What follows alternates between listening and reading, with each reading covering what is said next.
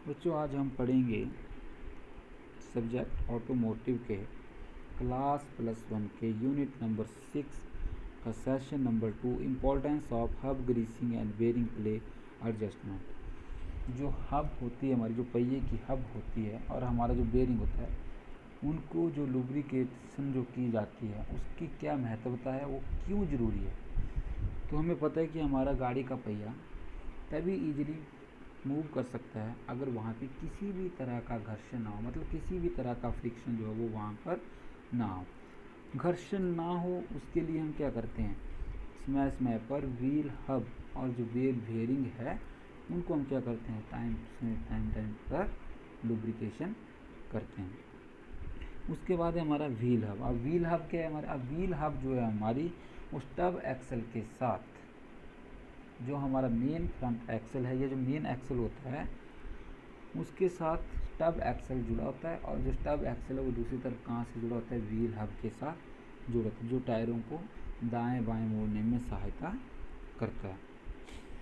ये जो है वो दो टेपर रोलर बेरिंग से मिलकर बना होता है, जिसके बीच में एक स्पेसर जो है वो फिट की जाती है, और ये क्या करती है, it holds break drum and wheel.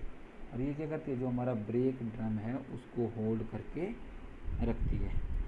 Main function of the wheel hub. अब व्हील हब हमारी क्या रहती है, ये जो व्हील हब है हमारी वो स्टेशनरी रहती है। स्टेशनरी मतलब वो एक जगह पर फिक्स है, लेकिन क्या कर रही है वो एक्सल को फ्रीली मूव करवा रही है। अब हमारा एक्सल फ्रीली मूव कर रहा है, जिसके कारण हमारा जो पहिया है वो भी फ्रीली क्या कर रहा है, मूव कर रहा है। वहाँ पे किसी भी तरह का घर्षण जो वो पैदा नहीं हो रहा है। और ये जो हमारी व्हील हब है ये किसके साथ जुड़ी होती है हमारी, ये हमारी किसके साथ जुड़ी होती है, कैस्टल लॉक नट के द्वारा जुड़ी होती है। जो कैस्टल लॉक नट है वो उसको टाइट करके रखता है। During adjustment of bearing and play shims will be added to reduce the axle play. जो सिम्स हैं जो हमारे, वो क्या करते हैं हमारे, वो फ्रिक्शन को कम करते हैं, और साथ में जो एक्सल है उसकी प्ले को भी कम करते हैं। और व्हील स्टड जो है वो हमारे व्हील हब के ऊपर फिट होते हैं पहले से, जिसके ऊपर हमारा जो टायर है या हमारा जो पहिया है वो लगाया जाता है, फिक्स किया जाता है। अब अगला है हमारा स्टब एक्सल। आपको डायग्राम यहाँ पे साथ साथ में दिखाई दी है कि किस कंपोनेंट की किस तरह की शेप जो है वो होती है। अब स्टब एक्सल क्या करता है, हमारा जो स्टब एक्सल है हमारा वो मेन एक्सल के साथ जुड़ा होता है। मेन एक्सल और जो पहिया है हमारा उसके साथ जुड़ा होता है।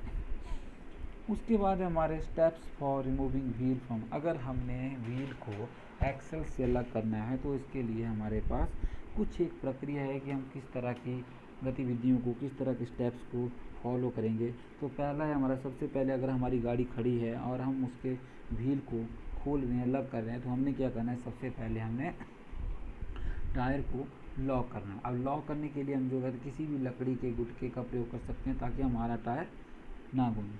अब लॉक करने के पीछे पर्पस ये है क्योंकि हम क्या करते हैं, जब हम टायर को खोलते हैं तो सबसे पहले हमें उसके जो नट होते हैं उनको ढीला करना था। अगर हमारा पहिया घूमता रहेगा तो हमारे नट जो है वो ढीले नहीं होंगे।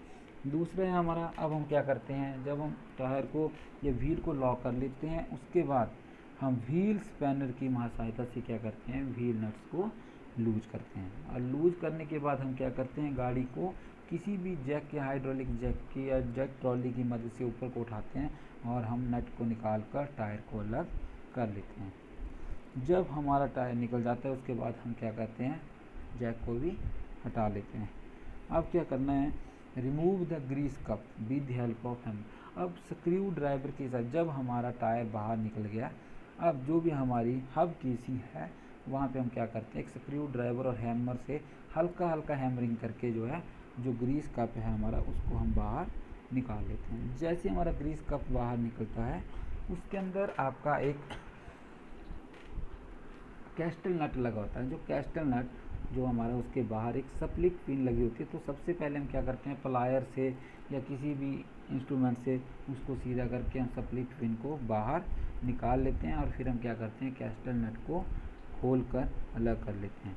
इसी तरह से जैसे हमारा कैस्टल नट खोलता है तो क्या होता है, हमारा जो ब्रेक ड्रम होता है वो स्टब एक्सल से के साथ बाहर निकल जाता है। तो ये हमारे कुछ एक स्टेप्स थे कि किस तरह से व्हील को जो है हम एक्सेल से अलग करते हैं। यहाँ पे आपको डायग्राम्स में दिखाया भी गया है कि किस तरह से हमारा जो है वो व्हील को अलग किया गया व्हील हब से।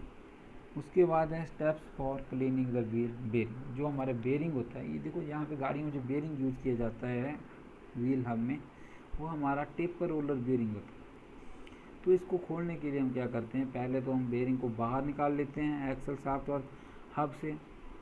उसके बाद हम क्या करते हैं, इसको साफ़ करने के लिए सीधे तौर पे अगर हम बात करें तो डीजल का प्रयोग किया जाता है। जितने भी आपके लुब्रिकेशन में ये पार्ट होते हैं जिसके ऊपर ग्रीस लगी ऑयल लगी हो, उन सभी को साफ करने के लिए, जंग लगी हो उन सभी को साफ करने के लिए जो किसका प्रयोग किया जाता है, डीजल का प्रयोग किया जाता है। जब हम इसको अच्छी तरह से साफ़ कर लेते हैं उसके बाद हम क्या करते हैं, उसको साफ किसी सूखे साफ कपड़े से जो है वो पोंछ कर रख देते हैं। अगर आपको लगता है कि जो आपने बेरिंग वहाँ पर निकाला हुआ है अंदर से हब से, अगर वो सही है तब तो हम उसी का प्रयोग करेंगे। लेकिन अगर आपको लगता है कि उसके कुछ एक कंपोनेंट या कुछ एक साइड्स जो है वो घिस चुकी है, तो हम उसको क्या कर सकते हैं, वहाँ पर रिप्लेस भी कर सकते हैं। जब हमारा बेरिंग साफ़ हो जाता है उसके बाद हम क्या करते हैं, उसके ऊपर नई ग्रीस, अब हम क्या करेंगे, नई ग्रीस लेंगे।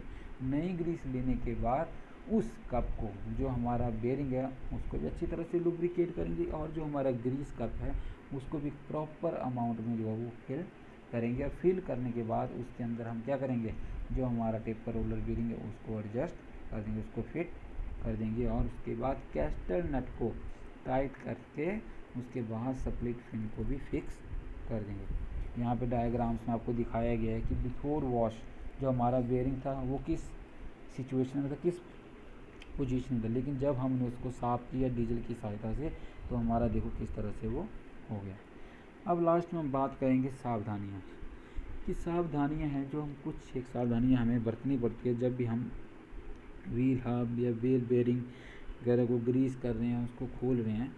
तो सबसे पहला क्या है हमें कि जो हमारी व्हील हब है वहाँ पे हमने ग्रीस को जो वो ज़्यादा नहीं भरना, उसकी ओवर फिलिंग जो है वो नहीं करनी है, क्योंकि वो हीट के कारण क्या हो सकती है, हमारी जो ग्रीस है वो ब्रेक ड्रम के अंदर जा सकती है। दूसरा है oil seal should be replaced if needed. जो हमारी ऑयल सील है उसको भी हमने क्या करना है, रिप्लेस करना है, मतलब बदलना है। अगर आपको लगता है कि इसको बदलने की ज़रूरत हो गया, किसी कारण बस वो डैमेज हो गई है तो।